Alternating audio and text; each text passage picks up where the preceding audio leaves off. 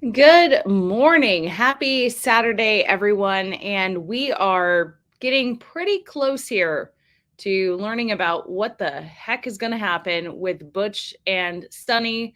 The prevailing theory is that, yeah, they might go home with Crew Dragon next year. That is according to Eric Berger with Ars Technica, and he usually has pretty good sources. So let's see here. We are 11 minutes and 45 seconds or so away from the NASA Boeing crew flight test status news conference. So looks like there are surprisingly only about 1,000 people waiting, at least on NASA's live stream. So I have that up so that we can make it live when we are ready to go. But good morning, everyone. Let me know where you are watching from this morning, or basically afternoon here in Texas. And I just have some B-roll playing of Starliner. This was during one of the uncrewed test flights, actually. But yeah, John is joining us. Hey, all, enjoy the spectacle. We'll see. I have no idea how long this is going to be. I think yesterday was a pretty big day of internal review, and so I'm guessing that, well, they better have a decision. They were supposed to have a decision in mid-August, and it's Saturday, August 24th. So, but yes, okay. So some people are telling me where you're watching from. No, by the way, this is not a MAGA hat. This clearly says "Make Space Great Again," and in part, I'm talking about, let's stop having antiquated, uh, you know, ideas about space and issues with companies like Boeing. Okay, so anyway, this is not MAGA. This is a hat that I made. Didn't do very well. We stopped selling it, but apparently now a bunch of people want it, which is okay. We have Severi from Finland. We have Johan from Sweden. Everyone loves this clip. Yes, I've seen it. Yes, I've seen the cover come off. I've had so many people. I've played this clip so many times. It's from 2022, and it's interesting how many people have messaged me saying like, "Oh my gosh, did you see that window cover come off?" I did. This is, not the Starliner that Butch and Suni are in, so it's just kind of not a good look for Boeing, but I don't actually think it became a big deal or anything. So yes, I've seen it. I have seen it. You don't need to email me about it. Michael from Wisconsin this morning, the Beefster watching all the way from Indiana, a cat named Elon, interesting, from Ohio, Christopher from Salem, AJ from Oahu, Hawaii. Oh, that sounds so nice. Oh my gosh, I'm jealous. Lyle from South Florida.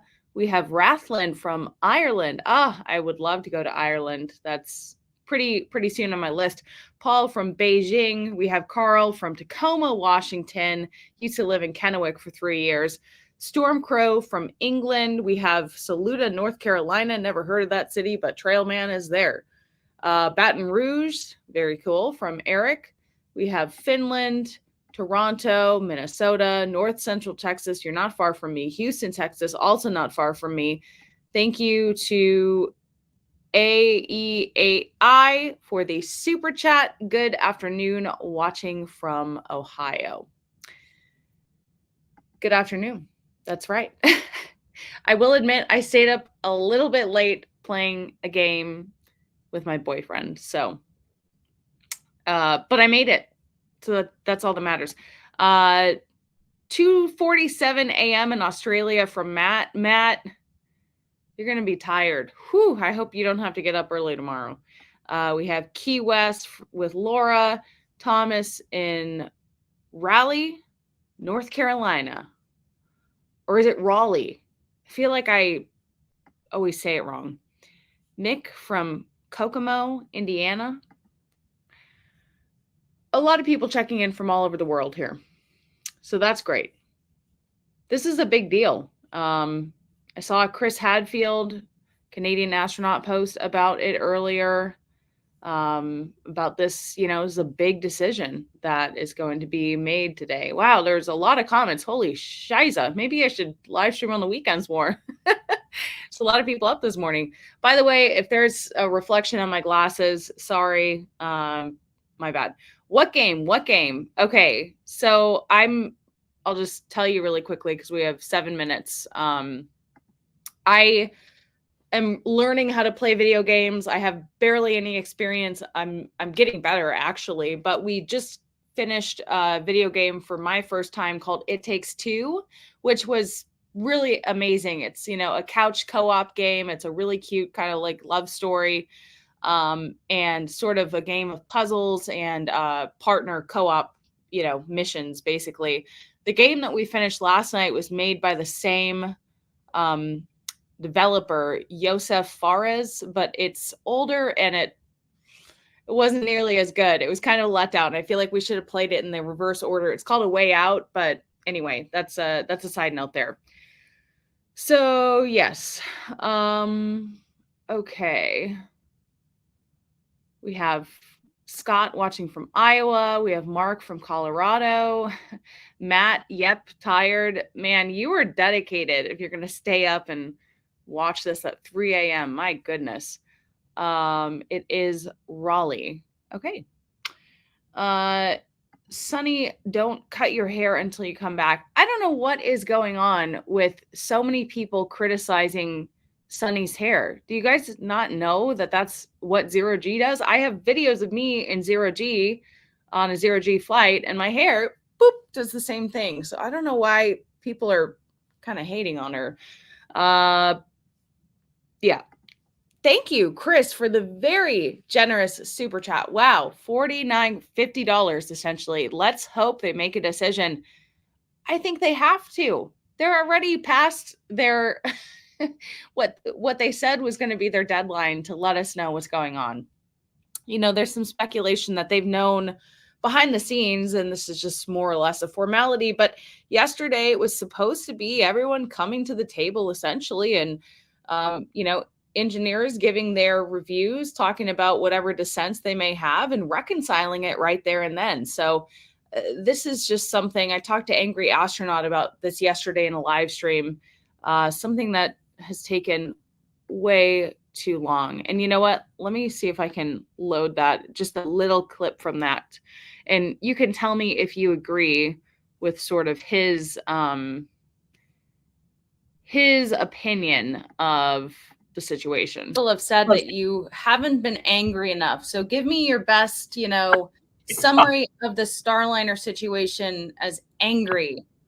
No matter what happens tomorrow, no matter what decision is finally made, this has been an unmitigated disaster. I mean, the only way it could possibly be worse is if NASA somehow is stupid enough to decide to, and crazy enough to decide to allow this piece of garbage to take these two talented and valuable members of the NASA team back through the atmosphere. Let's hope to hell that that doesn't happen. But, even if they give it the thumbs up, this is an enormous amount of time, effort, and money that's been invested that has ended in disaster. And to make things even worse, we now do not have a backup spacecraft, a backup human-rated ship to go to the ISS, and we will not likely have one for quite some time because of this. So we can only hope that Crew Dragon continues to knock it out of the park the way it always had. But remember that, the shuttle had dozens of missions under its belt before Challenger happened. So we can never be certain that any spacecraft is bulletproof, which is why we wanted two of them. Now we're not going to have that. And that's just bad news, no matter how you slice it. We have one and minus one. Exactly. I don't know if you heard on that call, it was either Ken or Steve with NASA said, this is, the first time in history that we actually have two options up there at the ISS. And I was just like. And now we actually, for the first time, I think ever in human spaceflight, while docked ISS have two U.S. vehicles to choose from in some respect. Dragon and Starliner. And so, what are you talking about? If we had two options, they'd be home. Yeah, no, we really don't. I mean, the only thing you could use Starliner for theoretically is if ISS were to get hit by a big piece of space debris tonight and they have to evacuate the whole station, then they would have to roll the dice with Starliner regardless. And they would. But that's not a whole lot of practical use for over $4 billion invested. Okay. So, yeah. Do you guys agree with him? He wasn't even as angry as I expected him to be, but Mr. Effing Blonde, hey, Ellie, watching as I travel, keep it up. Thank you for watching. Apparently, we are less than 2 minutes away, so let me share the correct screen here. Boom. And let me actually make it, you can see this AI summary. This is from TubeBuddy. Essentially, it hasn't started yet, but I'm going to try to get rid of, once it starts, I should be able to go full screen, but I think because we haven't started yet, I don't have that option. Boop, boop, boop. See, I don't have it. So, cool. We should find out soon. I am just as eager as you guys to figure out what is going to happen. And, a big question also has been if they do come home next year and two of the astronauts of the Crew 9 have to stay here, who are they going to choose? Oh, yeah. Okay. Starting soon. NASA's Boeing Crew Flight Test Status News Conference. Too bad I'm not that far away from Houston, but I do not think that media is there in person. I'd be surprised. So yeah, we're about a minute away. Laura, you feel badly for them. They could they proceed with a lawsuit against Boeing? I don't think that they would. First of all, they're astronauts, so I think that in many ways they probably enjoyed having extra time up at the ISS. However, they're also test pilots, so the idea of them turning around and doing a lawsuit over this, I don't think that that's really a concern. I'd be very surprised. Even their family, as much as they probably want them to be home, it is what it is. It's what they signed up for in a way. They didn't sign up for 8 months. Okay. No one expected that, but so thank you. Ancient Neophyte, Sunny, no hate, didn't mean it that way. Yeah, I'm just surprised. There's been a lot of comments about like her hair and how terrible it is, and oh my gosh, why isn't she tying it? And it's like, okay, why don't you guys say that about every other astronaut? Is it because you don't like the color of her hair? I don't know. It's not a great look to me. I think that is what happens with hair in zero gravity. I wish I had the videos of me to pull up. My hair was like, woo! And then I started throwing up. So, Nicholas from Indiana, hello, good morning. Good morning. Actually, good afternoon. Okay, well, yeah, you're right. Neil says Jordan angry astronaut, has been pissed off about Starliner forever. He was ahead of the game on it. He started covering that in 2019. So, yeah, he's beat me by about 5 years. Let's see here. So many comments. I'm like far behind on the comments. I'm trying to catch up. Surely NASA will brag on having 2 again. Ugh. I'm just really confused as to why he would even say that. This is the first time that we've had 2 U.S. options in history. Really?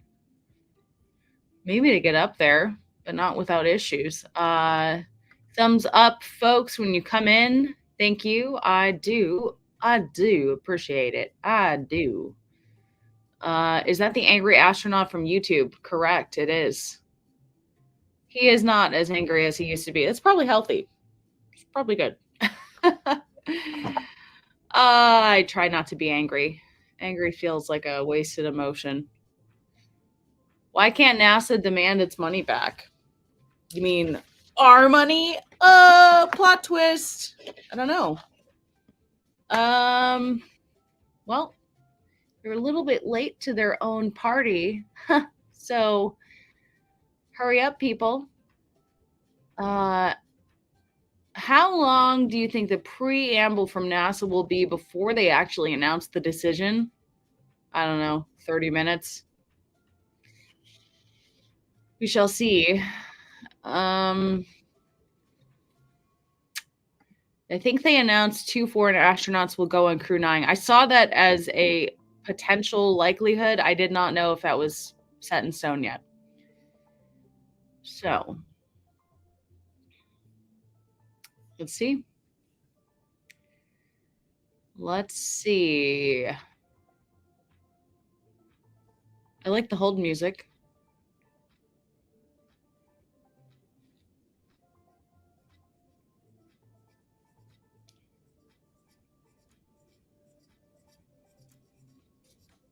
I hope they're pulling some crazy overtime. Yeah, I've wondered about that. I wonder if they are getting paid overtime. I don't know. I haven't heard that part revealed. I've been really relying on Ars Technica for some pretty great reporting on this. Eric has some really good scoops, good inside sources. So let's see. I think he put a article out yesterday. Cards on the table.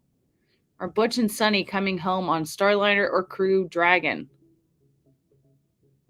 And he says this is the most consequential human spaceflight safety determination NASA has had to make in more than 2 decades. So it's a pretty big deal. Pretty big deal. Oh, man. Yeah, this is a pretty good article. He kind of does like a Q&A. I'm going to link it in the comments in case you guys want to read it in the meantime.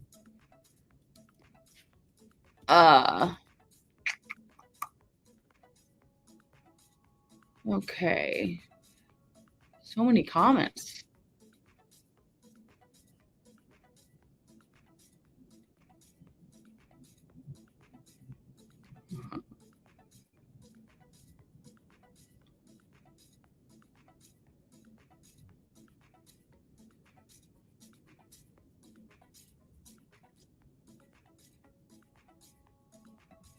Be prepared for some rhetoric from NASA at this point before getting to the decision. I'm sure they'll build up Boeing and their efforts and the importance of the program. Okay, this is not a MAGA hat. This says make space great again. If it's that big of a distraction, I will change my hat. I'm not trying to make a political statement. So here we go. Imagine the overtime. I don't know if they're going to get overtime.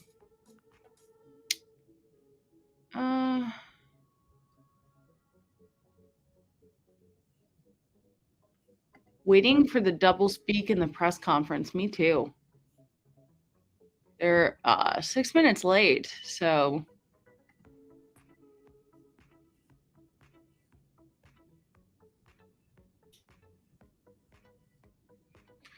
yeah, what is happening with the Crew 9 astronauts?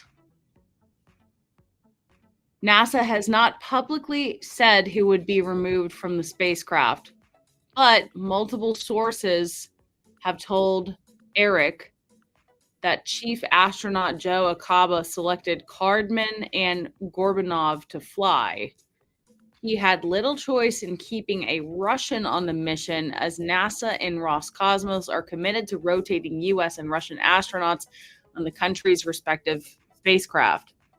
However, the selection of Cardman, Zena Cardman, has raised some concerns in the crew office. The 36-year-old geobiologist is well liked and highly regarded, but she has not flown to space before and is not a test pilot. For that matter, Gorbanov is also a rookie without test pilot experience.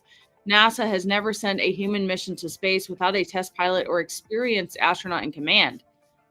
Interesting. So They might go with the green astronauts, or the blind leading the blind a little bit with Crew 9. Some of the astronauts in the crew office have been pushing back on Akaba, saying that if just one NASA astronaut can fly on Crew 9, it's prudent to have the veteran, is it Haig, lead the mission.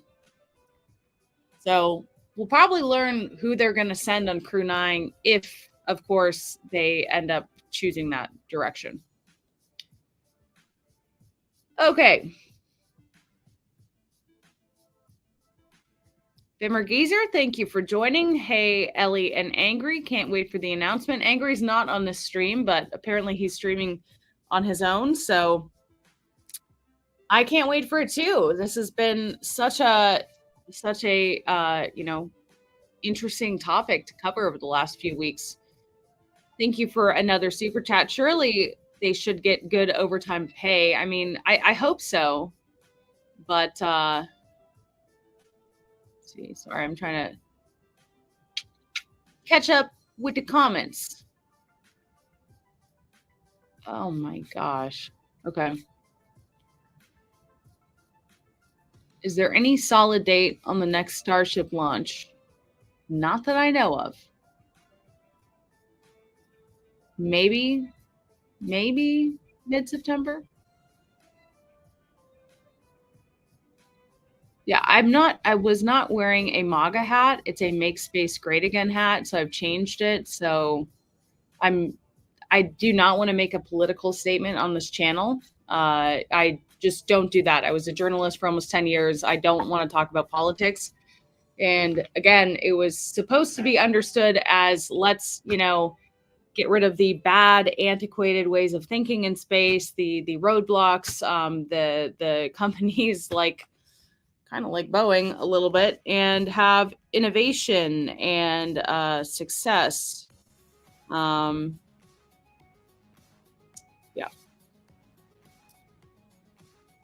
Ay.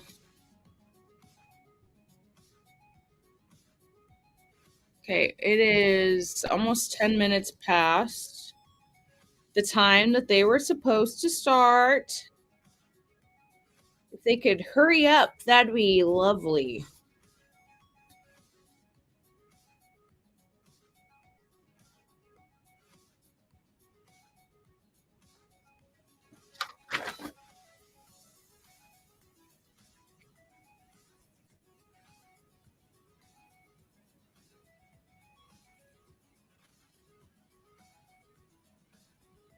Wow. Thank you, Caltex01, for the very generous super chat as well.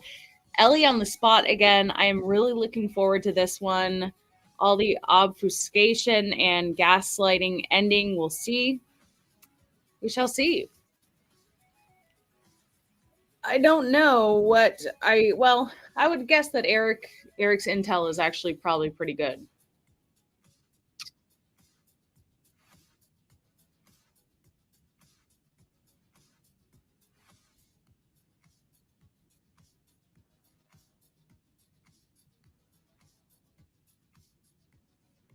Oh my gosh. I'm like really, really behind in the comments. Thank you, Dave, for the super sticker. Wow, so many of you watching this morning, and interesting, they're late to their own party. Wonder why.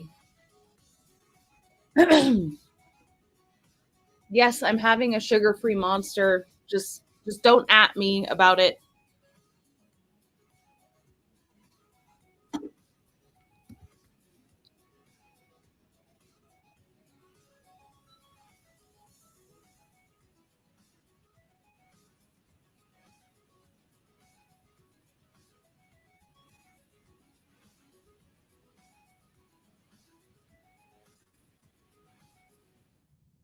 Oh. I think I need to turn that up.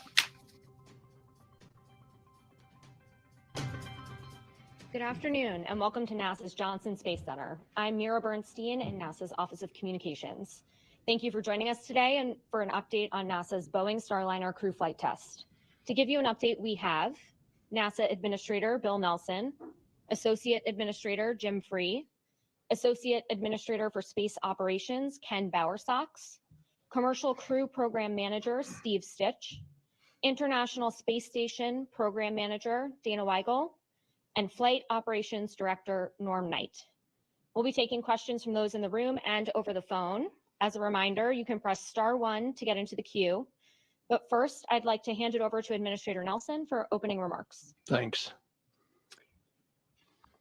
NASA has decided that Butch and Suni will return with Crew 9 next February, and that Starliner will return uncrewed, and the specifics in the schedule will be discussed momentarily.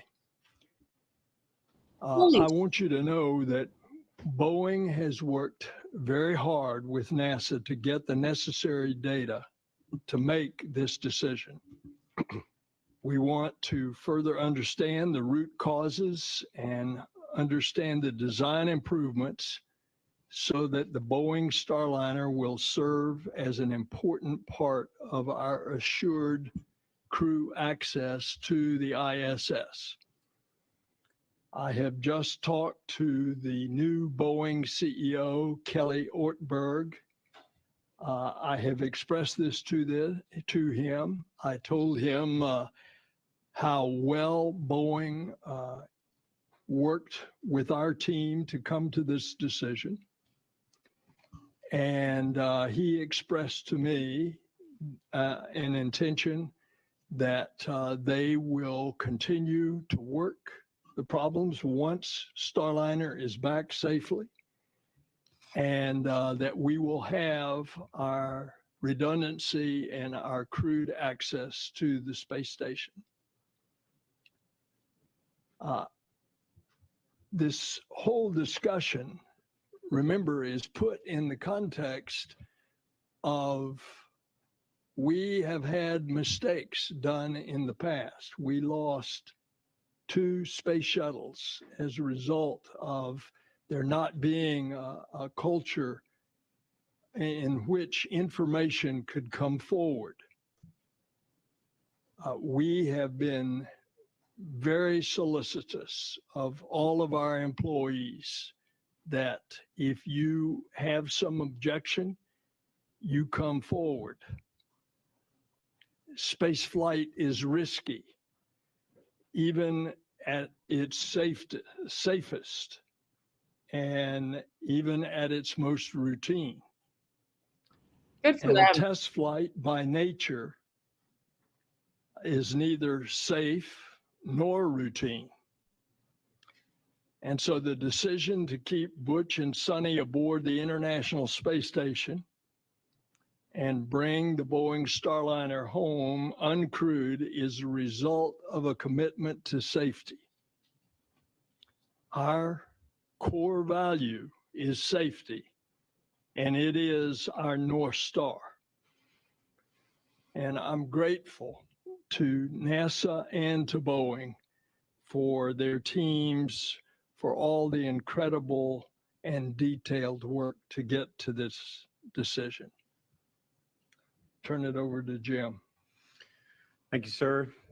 Thank you and Deputy Administrator Melroy for your support along the way, and certainly for being here today. It means a lot. I'd like to communicate to all of you that we've come to this decision using our program, our mission directorate, and our agency level processes. That includes the decisions that happen at the commercial crew program, at the space operations mission directorate level, and the agency level, and includes all of our technical authorities from engineering, safety, medical, and flight operations. As the administrator said, our focus is on safety all the time, and this certainly is no different.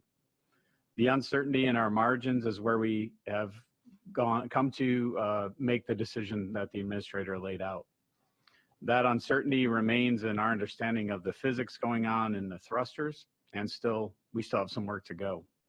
You'll hear more from others on the specifics, but I'll tell you that the NASA and Boeing team have made incredible technical progress in the model development that has gone on, the thruster testing, understanding material properties within the valve, and the complicated fluid physics that are happening inside.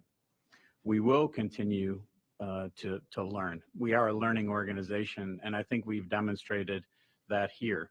We'll learn from this effort so that our crews who are at the top of the pyramid on these missions and their families can continue to know we've done that and we'll always do our best. For our team, our programmatic and technical teams, both NASA and the Commercial Crew Program, and the Space Station Program, and our Boeing teammates have worked endlessly to get to launch, and certainly in the past 2 months. They've done this while the whole world has gone on around them. Hurricanes, a hurricane through Florida, a hurricane through here, while their homes are damaged and without power, they came to work. Some of them lost family members along the way. Their kids went back to school and life in general went on, but they were here every day working long hours. They have persevered, and I want them to know how grateful I am that they are on our team. This has not been an easy decision, but it is absolutely the right one. Let me turn it over to Ken Bowersox and thank Ken and all the leaders here and the ones that are not here with us today for their work. Thanks, Jim, and thanks to you and the administrator for joining us for this press conference and for our meetings. You guys have been heavily involved, and we appreciate that.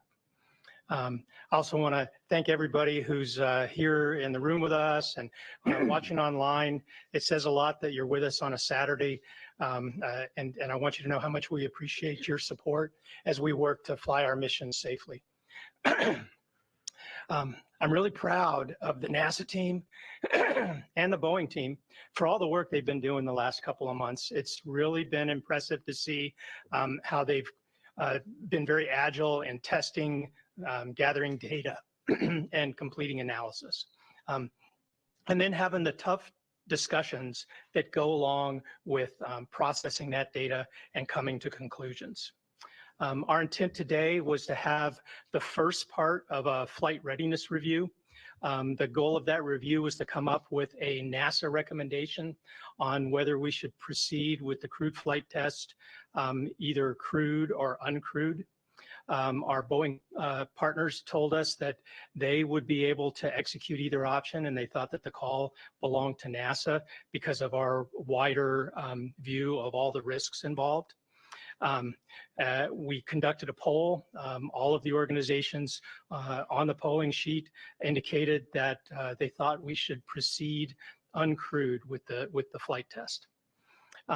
And so our next step will be to process toward that uncrewed flight test. To finish those preparations, and we'll have another part 2 of the readiness review Wednesday or Thursday next week, we believe, to make sure that we're ready for undock and to complete the test. We are still in the middle of a test flight. We have to remain vigilant. We need to get the vehicle back on deck, go through the data. And once we've done that, we'll start thinking about our next steps for Starliner's next flight. And now I'd like to pass the mic to Steve to share more info and more details. Thanks, Ken, and thanks for the kind words. I want to thank all of you for being here and the public and everybody for following our progress over the summer.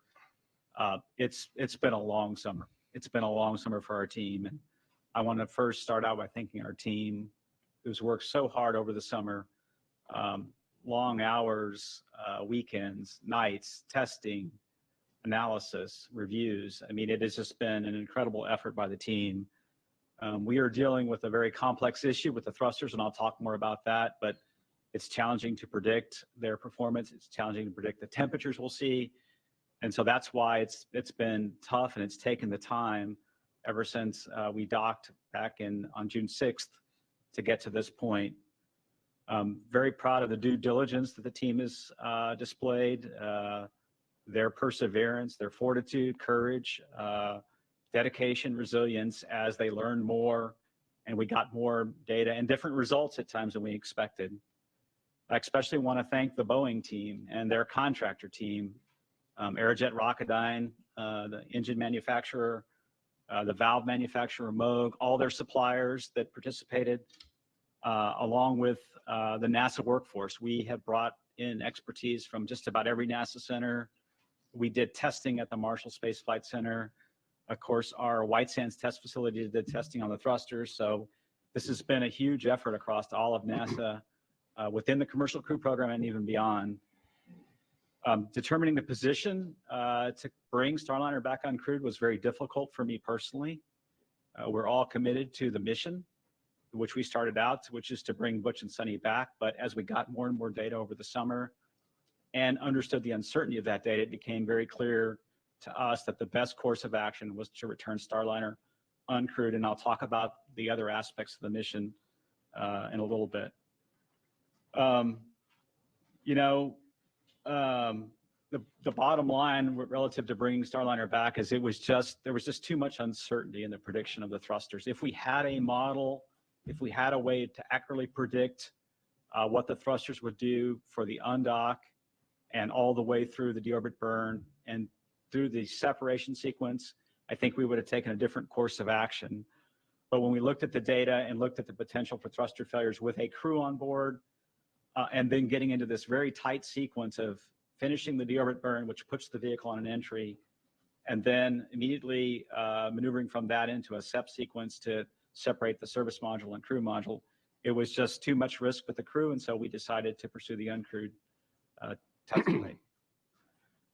The path forward now is to, as Ken said, work toward the Flight Readiness Review Part 2. Well, we review now. We know the scope of the mission. We know it's an uncrewed test flight. We are changing the separation sequence that we planned, and we will review those aspects at the readiness review. We're going to go with a simplified separation technique to get away from station a little more quickly. We'll get to the deorbit burn and execute that nominally. We have a good setup in terms of the opportunities into the White Sands Space Harbor for a number of opportunities in September. We'll land or undock in early September, and then we have a lot of work to do relative to the rest of the mission, which is Butch and Suni stay on the space station for some time and they return on Crew 9. We're configuring that spacecraft with a couple extra, 2 different seats. So we'll have 2 different crew members, 2 crew members on that vehicle, and then we'll have it ready to bring Butch and Suni home. So they'll be ballast in 2 seats on the uphill. We also have to work to reconfigure the Crew 8 vehicle. When Starliner undocks, it will undock first. And then the Crew 8 vehicle will serve as the lifeboat for Butch and Suni. We have a configuration on the cargo pallet we'll go put in place. So again, we'll get Calypso home when we're ready to do so. We're going to take our time taking the steps, each step along the way. We'll have an important simulation ahead of that flight readiness review with the flight control team. You know, if you put yourself in their place, they have practiced for 2 years to bring a crew home on Starliner. There are some differences in executing the undock sequence and the coast to the deorbit burn and the deorbit burn without a crew. And so they're going to practice that next week. I'm extremely grateful for the commercial crew program, the entire team. It's an honor to represent them here today, and I'll turn it over to Dana Weigel. Thank you, Steve.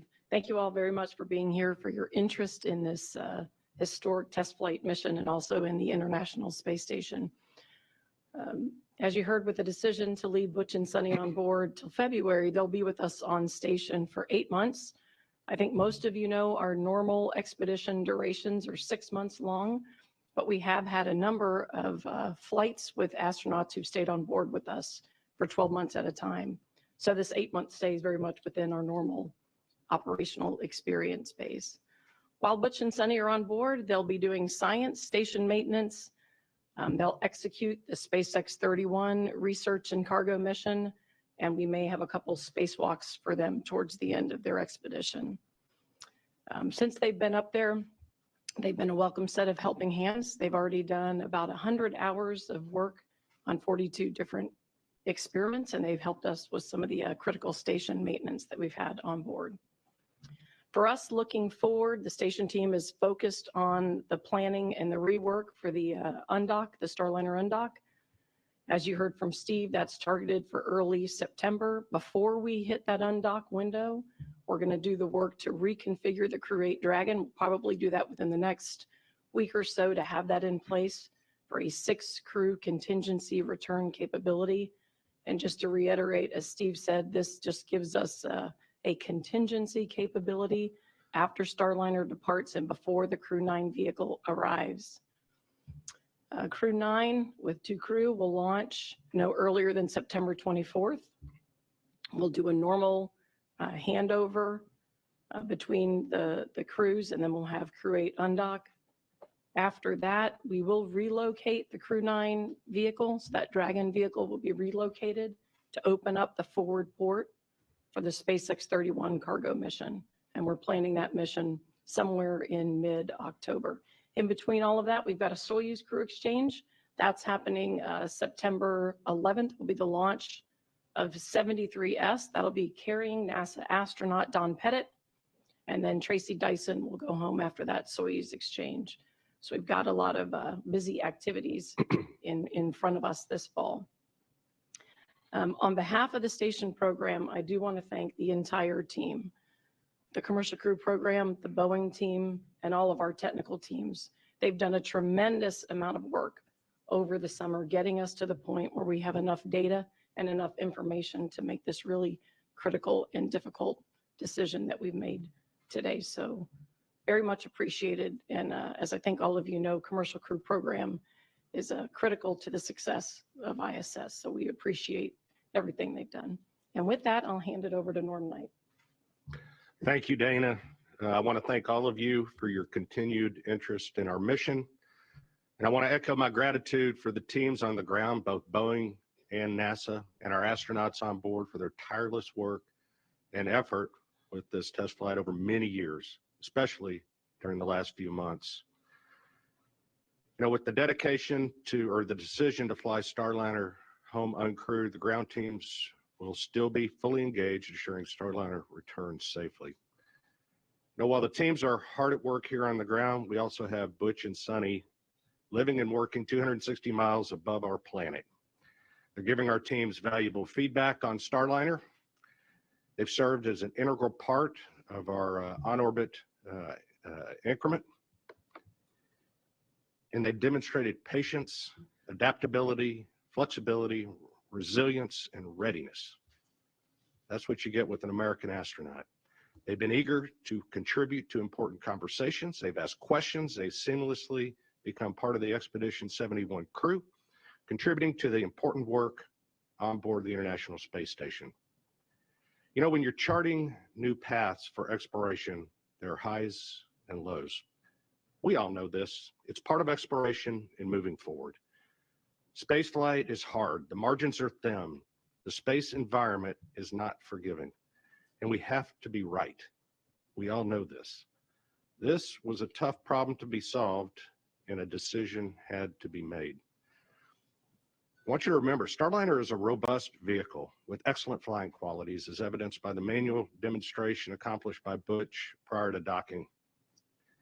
And Starliner has performed exceptionally well overall, so please don't lose sight of that.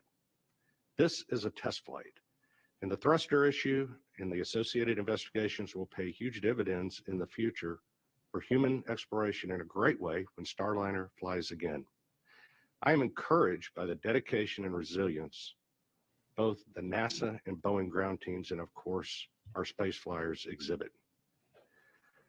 I talked with Butch and Suni both yesterday and today. They support the agency's decision fully, and they're ready to continue this mission on board ISS as members of the Expedition 71 crew. I would also be remiss not to mention that this decision also affects the Crew 9 mission and the astronauts that are assigned to fly in that mission in September. Crew 9 mission will now configure Dragon for 2 crew members and will provide seats for Butch and Suni to return. We're also working to finalize those crew assignments and update the training plan. Those decisions will be made public once they are finalized. I would again like to thank all the teams who have designed, built, and now fly Starliner. Going forward, their hard work will continue to pave the path for expanded human spaceflight exploration. Thanks. Thanks, Norm. We'll move into the question and answer portion now. We'll open it up again to folks in the room and folks on the phone. If you're on the phone, press *1 to get into the queue. Please clearly state which of our participants you are addressing in your question, and we appreciate you limiting yourself to 1 question. So with that, Yeah, in the back. Mark Strassman, CBS News. This could be for Jim or Ken or Steve. I'll let you decide. My question is about trust. Space flight is a business that's built on trust. You trust that everyone's going to do their job. You have to have trust in all your space partners. Boeing essentially said, trust us. We have a spacecraft that is ready to return astronauts home. And NASA went in a different direction. So how now do you begin to rebuild that relationship of trust with Boeing? I'm sorry. I don't think it's a trust issue at all. I don't think we're rebuilding trust. I think we're looking at the data, and we view the data and the uncertainty that's there differently than Boeing does. It's not a matter of trust. It's our technical expertise and our experience that we have to balance. And I think Ken said it. We balance risk across everything, not just the Starliner piece. So I don't see it as a trust issue at all. I guess Ken or Stitch. Yeah. Well, I would say that we've had a lot of tense discussions, right? Because the call was close. And so people have emotional investment in either option. And that gives you a healthy discourse. But after that, you have to do some work to keep your team together, right? To keep your team restored and ready for the next issue. And I'll acknowledge that we have some work to do there. It's pretty natural whenever you've had a difficult decision to make. But we're aware of it and we'll work it. And we're committed to continuing to work with Boeing. Steve, anything you want to add? Yeah, I wouldn't necessarily call it trust. I would call it a technical disagreement where we get a group of engineers together and they disagree on the risk level of what could potentially happen to the thrusters. Boeing did a great job building a model. Now, the question is that model good enough to predict performance for a crew? All the work we've done is really important also for bringing this vehicle back. We want the vehicle to come back uncrewed. It needs to land at the White Sands Space Harbor, which is where the opportunities are setting up in September. And all the work that we've done, both on the NASA and Boeing side, give us confidence to bring the vehicle back. It has to execute a deorbit burn. It has to do all the things we need it to do, undocking from the space station safely. So I think together we have worked toward that part. There's just a little disagreement in terms of the level of risk. And that's kind of where it got down to. And I would say, it's close. It's very close, and it just depends on, how you evaluate the risk. We did it a little differently with our crew than Boeing did. And Mark, trust is a two-way street, and it's built upon a relationship. And I think, as indicated just an hour ago by the new CEO of Boeing, that they intend to move forward and fly Starliner in the future, which is very important to NASA, that we have two human-rated vehicles. I think you should understand the trust is two ways. Eric Berger with Ars Technica. Two questions. One for the administrator, just to follow up on that question about Boeing and your discussion with the Boeing CEO, Kelly Ortberg. How do you anticipate that NASA can help Boeing get Starliner operational missions? Could you maybe fly like a cargo mission to support that, or just curious what your thoughts are on that? And then for, I think, Ken Bowersox, curious, when did you think it was likely that Crew Dragon would be the vehicle to bring the crew home, Butch and Suni? From the outside, it does seem like that you saw something perhaps in the White Sands test data that gave you concern. It certainly seemed like that's when the odds seemed to shift toward Dragon. Would love any insights on that. Thank you.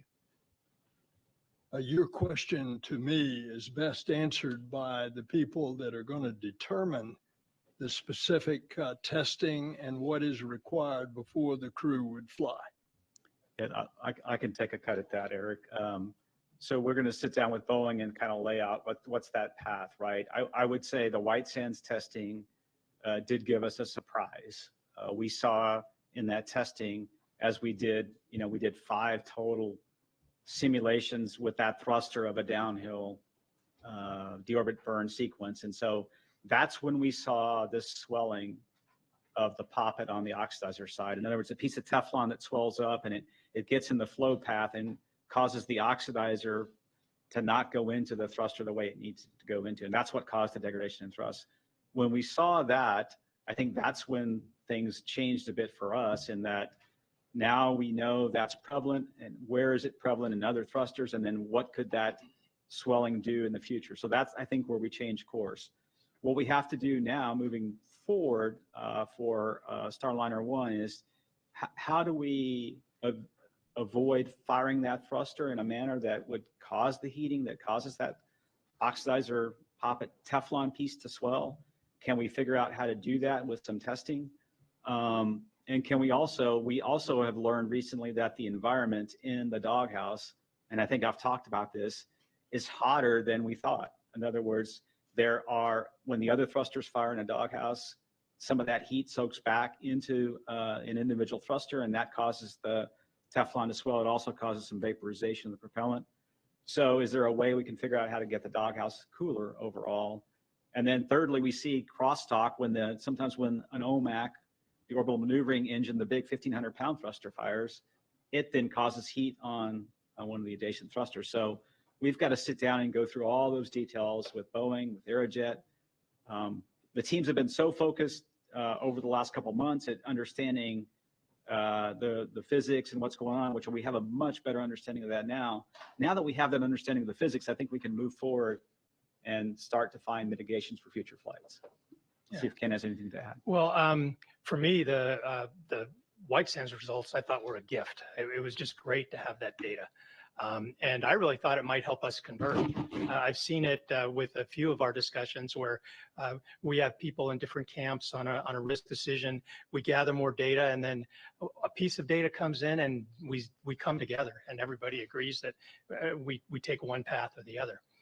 And I thought we might get there until probably about a week ago, I'd say. That's where it started looking like, hey, I just don't think we'll get there in time for bringing Starliner home in a timely manner. With more time, we might have gotten a lot smarter, but we're just at the point where we need to bring Starliner home, take all the data we can, and keep moving forward, I think. Next question is from Marcia Dunn on the phone lines. Marcia Dunn from Associated Press. Yes, hi. For you, Ken, I'd like a little more information on how the opinions were split. Was it 50-50, 75 to 25% in favor of SpaceX? If you could just characterize the numbers for and against, and also if you could discuss the mood in the room today. Thank you. The polling was unanimous amongst all the NASA folks. Boeing expressed the ability to either work crewed or uncrewed. They believe in their vehicle, and they'd be willing to bring a crew home on it. We had some NASA folks that took a broader view of the global risks, who thought that, hey, we probably should keep the crew on the test flight. To say whether that was 15, 20% of the people, I'd have a hard time coming up with that number. But as far as the mood, all of us really wanted to complete the test flight with crew, and I think unanimously we're disappointed not to be able to do that. But that's part of the reason our system is set up the way it is, right? You don't want that disappointment to weigh unhealthily in your decision. And so on purpose, our system increases the volume on some of our voices from the technical authorities, folks that are asked not to think about those emotions. And it helps to pull you away from the fact that you might be disappointed in a certain decision and then guide you towards that final outcome. And I would add on the mood in the room, I think everybody is professional and did their jobs, but there is a sense of not accomplishing the mission that we set out to do. And even for myself personally, that is a hard thing to go through. It's a little bit of a situation of loss and feeling like you lost something. And we haven't, in the ultimate long-term view, we have not lost anything, because Boeing, as the administrator Nelson said, is committed to finding the solutions and flying Starliner again. But I probably can't express in words what it's like when you commit to a mission, you've worked on a mission so long, and then we make a fairly dramatic change, which we have not done in human spaceflight in a long time. And so there's a feeling of loss. And we'll work with our team to make sure we talk about that and we move forward from here, because we need this team to focus not only on returning Starliner safely, but we have a Crew 8 mission to return and reconfigure. We have a Crew 9 launch coming up as well. And we need to focus on all those things. We have a really busy time frame, and we'll do that. We'll talk to the team and make sure they understand that it's nobody's fault. And it's a normal feeling to have this feeling of loss, or that you didn't complete what you intended to do. Okay, we'll take the next question also from the phone lines from Marissa Para from NBC News. Hi, everyone. Thanks so much for doing this. Marissa Para with NBC here. Senator Nelson, this could be for you or for anyone else who wants to join in. We heard a mention of a next space flight for Starliner a couple of times, and we know how much NASA would like to have an alternative to SpaceX, more companies available to provide the ability to shuttle astronauts to the ISS. Senator Nelson, how certain are you that Boeing will ever launch Starliner with a crew on board again? 100%. 100%. Correct. There is no shadow of a doubt in your mind. Can you explain why? Because of what this panel has already told you. The extensive cooperative working relationship between NASA and Boeing, of finding the problem, but knowing that the uncertainties are what held up the crew getting on Starliner to go home, and a certainty on my part that we will find out the uncertainty, and Boeing's willingness to carry through on this program. All right, next question from the phones, Kristen Fisher from CNN. Thank you. My question is also for Senator Nelson. Senator, you were a member of the congressional committee that investigated the Challenger accident. You were a senator when Columbia happened. How much did that experience influence your personal decision today? Thank you. Well, very much. It has affected the decision today by this collective group and all of those that participated in the flight test readiness review this morning. It is trying to turn around the culture that first led to the loss of Challenger and then led to the loss of Columbia, where obvious mistakes were not being brought forth. For example, give you specifics going back to the loss of Challenger. Even the engineers in Utah, in Morton Thiokol, were begging their management not to launch because of the cold weather. And that information never got up. And that was happening on the very night before the launch the next morning.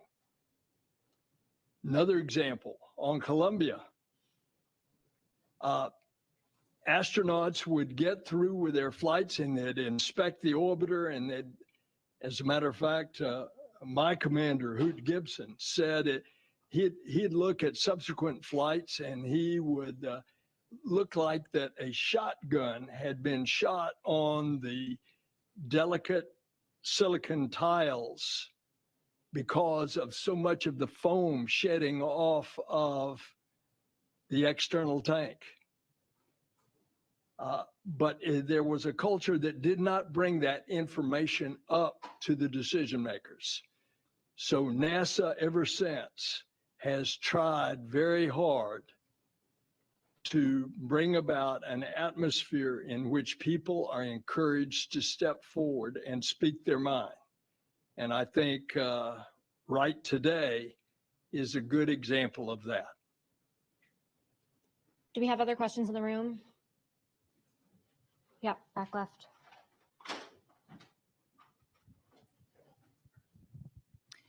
Good morning, Cheryl Mercedes here with KHOU here in Houston, Texas. Any of you can answer this question. Just really simply state it to the folks at home who have no idea what these two astronauts are experiencing right now up in orbit. All they're hearing is the technical stuff and what we're reporting. What do you have to say to those folks who are saying, man, these guys simply are going to miss out on the holidays with their families at home? What's it like for them up there? What are they experiencing day to day now with this decision and this news that it will now be months before they return? Thank you. I'll jump in on this one. First off, all the astronauts on station are professionals. All those qualities I talked about with Butch and Suni, that's exemplified in every astronaut that flies to the International Space Station. They're professionals. When they launch, they know that there are circumstances where they can be on board for up to a year. So mentally, you know that you could be in that situation. Now, once you're in the arena, obviously, it's a little different. It's challenging. It's disappointing that they're not coming home on Starliner, but that's okay. It's a test flight. That's what we do. They knew those risks going in, but we keep them very busy. There's a lot of science and research going on the International Space Station that Dana can elaborate on and has elaborated on. We keep them busy. We keep them working, and they are continuing to pave the road for human exploration going forward. So it's great. They're part of the crew, and they're doing fine. What do you say to their families?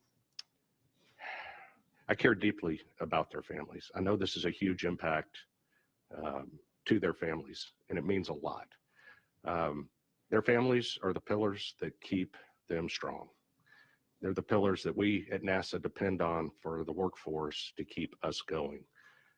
They're the pillars that help this team with the crewed flight test have the resilience to keep going, especially over these last 2 months that were needed to go forward. And that's both at NASA and Boeing. So family is the backbone of what we do in the support structure. So I tell their families, thank you. Thank you for their support. Thank you for what they do to allow NASA and our commercial partners to do what we do to explore space.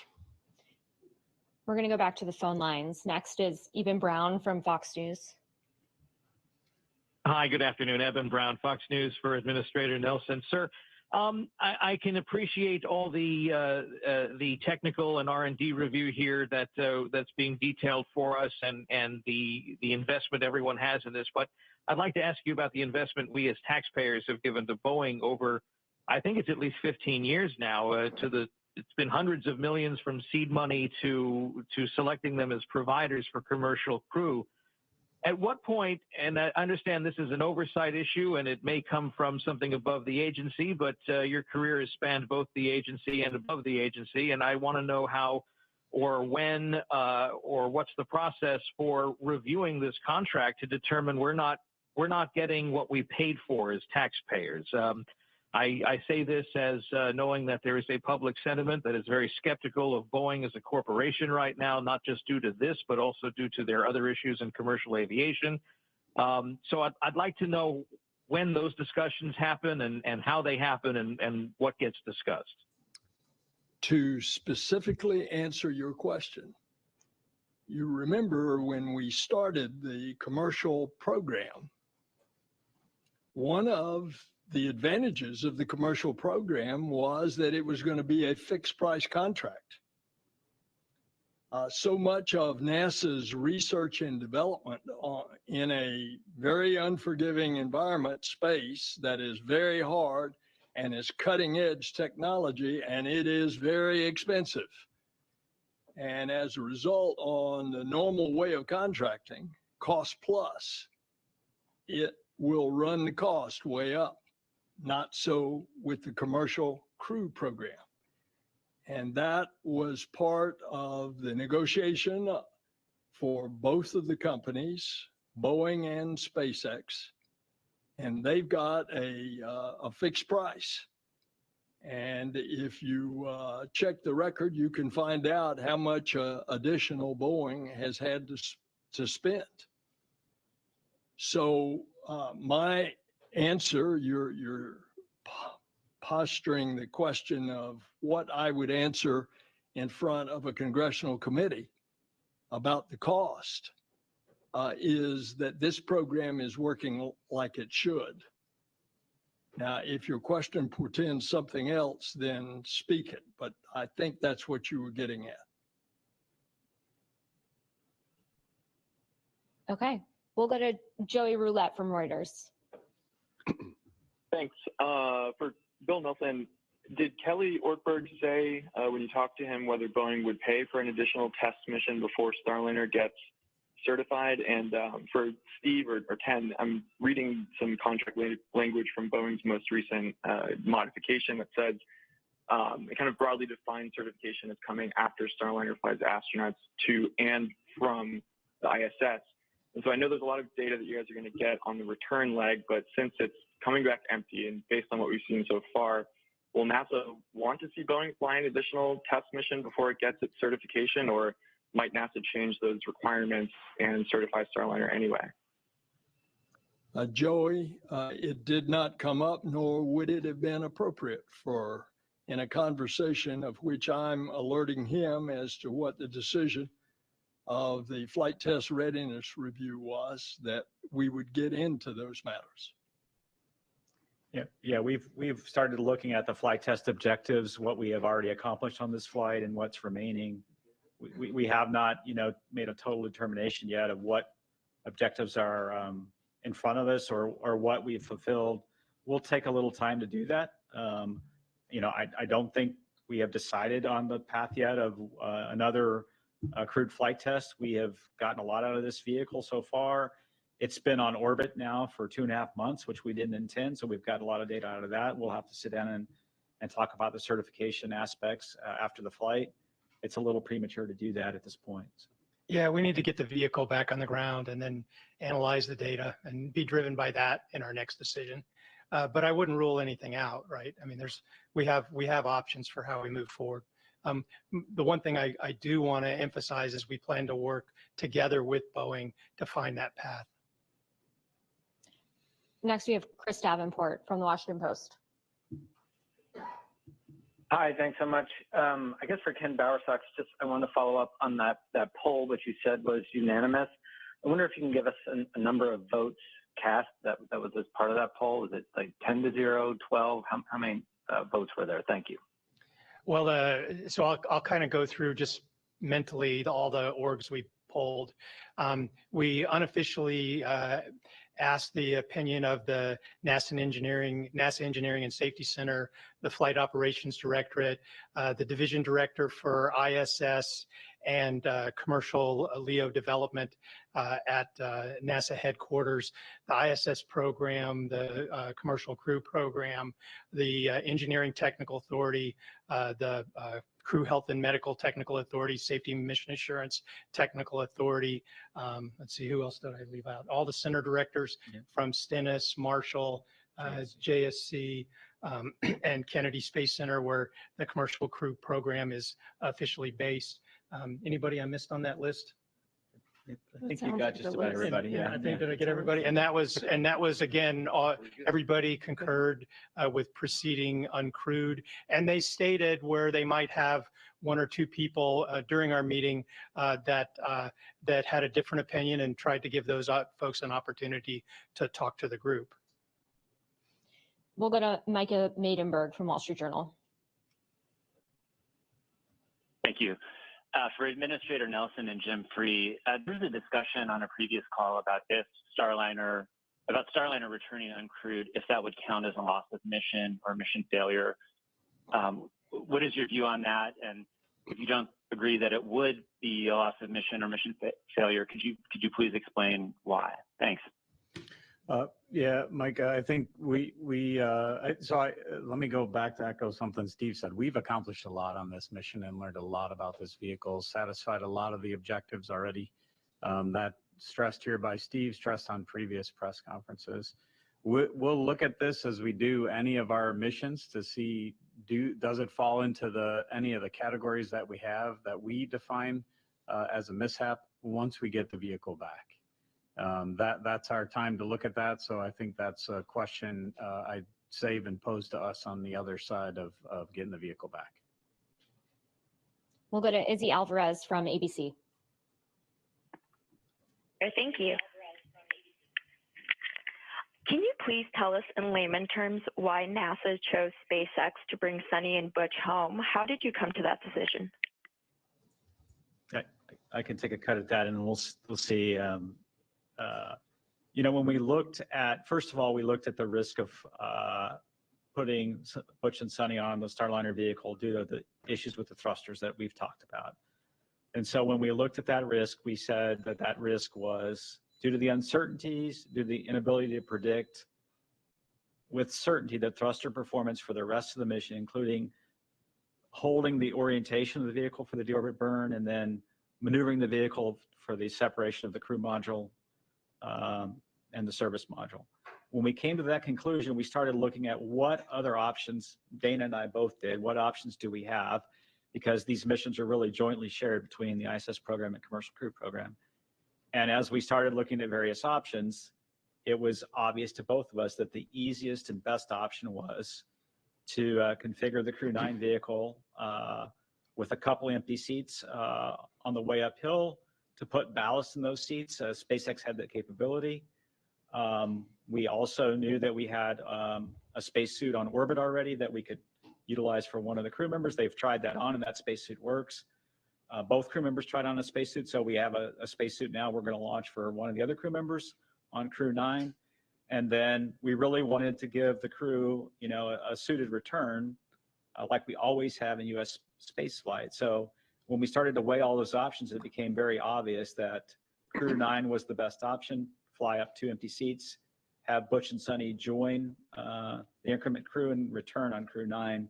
That just became the easiest, the best option, and the most efficient option for all of us. And I'll see if Dana has anything to add. Yeah, I would just add that, you know, knowing that this was a test flight, we made the decision a couple of years ago to train and keep Butch and Suni current with all aspects of station, some of the most complex things we do, spacewalks, robotics, some of the research. So we had them trained. They've obviously flown to station before. They've done long duration missions, both of them have. And so again, when you line that up with our vehicle options and the fact that the Dragon spacecraft is highly automated, as you all know, we've used it for private astronaut missions. We do have a lot of experience taking people with much less training than what our classic training is for our NASA crew and having them fly on Dragons. And so when you look at that in aggregate, it made a lot of sense to make the decision to adjust Crew 9 and have them do a full expedition and come home on a Dragon. And one thing I'd like to add, a major goal of the commercial crew program is to develop not just the capability to go back and forth to space station, but a generic capability to go back and forth to low Earth orbit to develop a commercial capability. There's 2 reasons for that. One is dissimilar redundancy. So you have this option where if there's a problem on one vehicle, you might not have the same problem on another vehicle. So you could use them for a return or perhaps keep them flying while another vehicle is working through recovery from some sort of a problem. But it's also to provide some competition in the environment. And competition is healthy in a lot of ways. It causes you to develop your technology. It causes you to get better pricing. And we would like to have that competition in the future. So that's why we have more than one provider we're trying to develop. Next question is from Kenneth Chang from the New York Times. Hi, thank you. This is, I guess, is for Administrator Nelson. You expressed confidence that Boeing will continue, but it's also a price contract, so potentially they could lose. They've already written up $1.6 billion. Are you saying that you're confident that they will continue to write off money, losing money on this? And I guess the second question is, has there been any discussion with Air Space about converting Dream Chaser for crew? Thank you. On Sierra, I will let somebody else answer that. With regard to Boeing, remember, it's a fixed price contract. We expect delivery on the contract, and therefore, there is no discussion at this point on NASA's part in the question that you pose, which is basically that they've spent X, will they spend Y to get to where Boeing Starliner becomes a regular part of our crew rotation? That's not, I don't have the answer to that, nor do I think we would have the answer now. And I'll add about Sierra Space. Sierra's working very hard on their first maiden voyage of the Dream Chaser. That's a cargo mission. They've got the vehicle down at Kennedy and they're working through test and final assembly. So it's the plan that they fly cargo missions to station through the rest of station. And in fact, that's the scope of the contract that we have with them to provide cargo capabilities. There is no existing contract with the agency for crewed capability, which doesn't mean that that's not a possibility somewhere in the future. In fact, Sierra has their own goals about moving in that direction in the future. But for now, the work and the focus is on getting them flying as a cargo flight. And if you look back to how we started SpaceX and the Dragons, that's a very similar approach. We started with cargo flights first. We flew a number of flights, and then they eventually evolved into the crewed version of the Dragon. Next question is from Lauren Grush from Bloomberg. Hi, thank you so much. I'm wondering, can you walk us through what modifications, if any, will be made to Starliner ahead of its return now that it doesn't have a crew on board? And will NASA be flying that return any differently or watching for anything specifically now that it's performing this return without a crew? Thanks. I'll take the question relative to the reconfiguration of Starliner. There's a few things that we have to do differently. As I said earlier, we're going to modify the separation sequence a little bit to get away from the space station a little quicker than we had planned. So that's one modification. That will be done via ground commanding, and then there will be some time-tagged events in the flight software that they'll execute. There are a few items in the cockpit that have to be configured a little differently. Obviously, if you had a crew on board, some of the life support systems will be configured, just like we did on the Orbit Flight Test 2 mission in 2022. We'll use those same configurations. Obviously, we've got to do a little bit of planning relative to the center of gravity without the crew members being in the seats. So we've looked at that already, and that doesn't appear to be a big problem.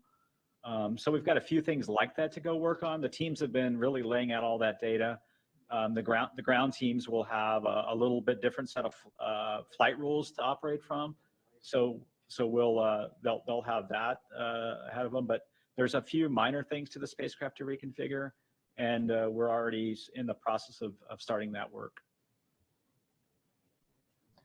Next question is from Will Robinson-Smith from Spaceflight Now.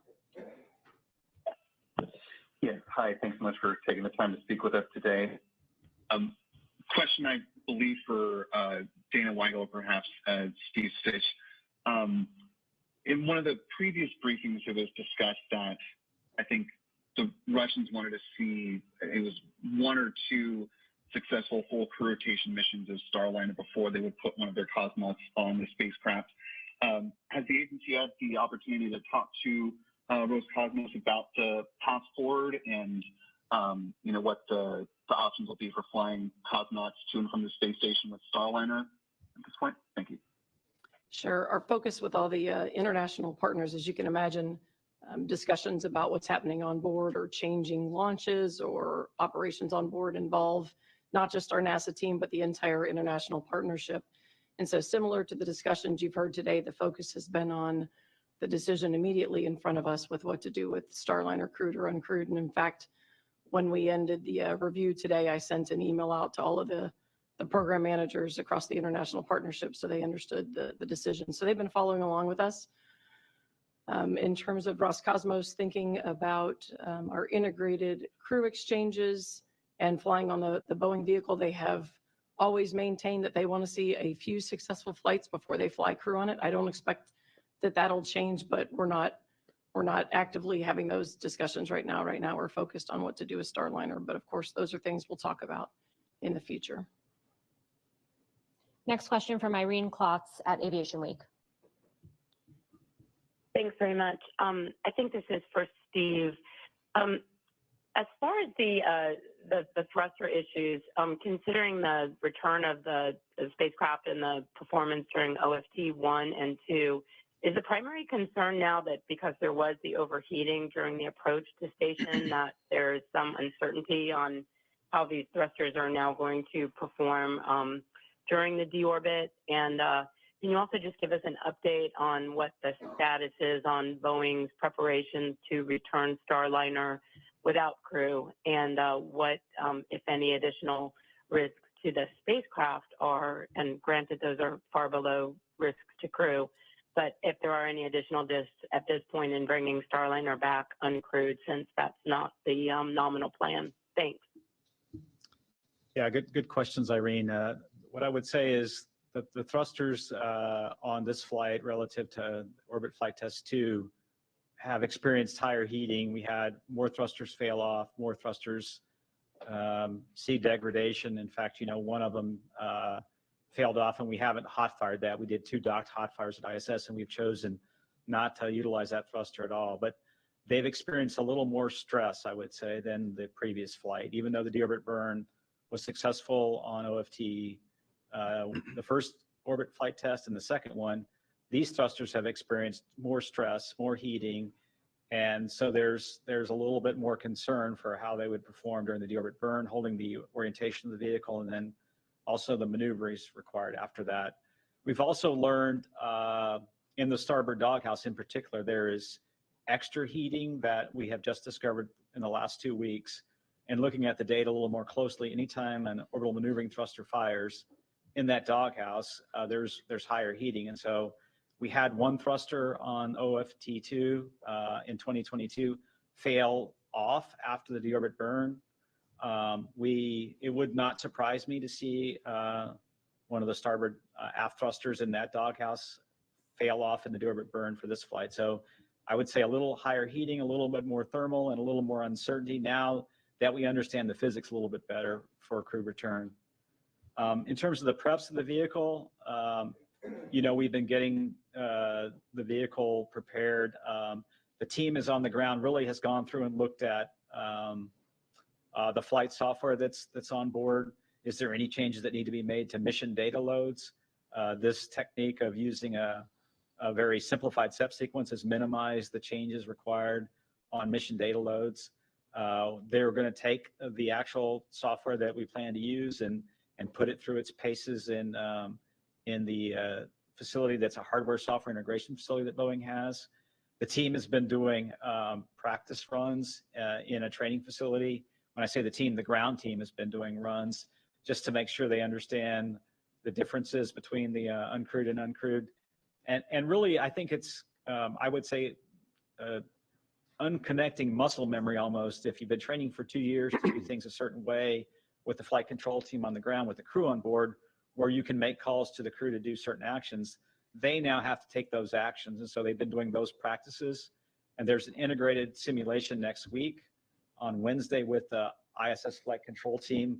The undock sequence is always an orchestrated series of events between how ISS gets configured, how we depress the interface between Starliner and the ISS, how we configure the guidance navigation control for the space station and the software.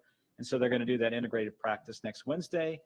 And we'll take our time. If that goes well, we'll pick an undock date. And if it doesn't, we need more simulations, we'll go ahead and pivot. We've laid out a schedule that allows us the opportunity to have some flexibility in Starliner undock, and that's been very important for Dana and I. Next question is from Jeff Faust from Space News. Good afternoon. Question for Ken Bowersox or Steve Stitch. You mentioned earlier in the briefing that it was a very close decision on deciding to bring back Starliner uncrewed. I'm wondering if you can quantify that in some way. Was there some particular piece of data or missing piece of data that really swayed that decision, that very close decision? Thank you. So I'll give it from my point of view, the answer, and then Steve can weigh in. If you look at it, we knew going in that the crewed flight test was probably a little higher risk than a typical rotation with Dragon, where we've flown multiple flights. That's why we called it a flight test, right?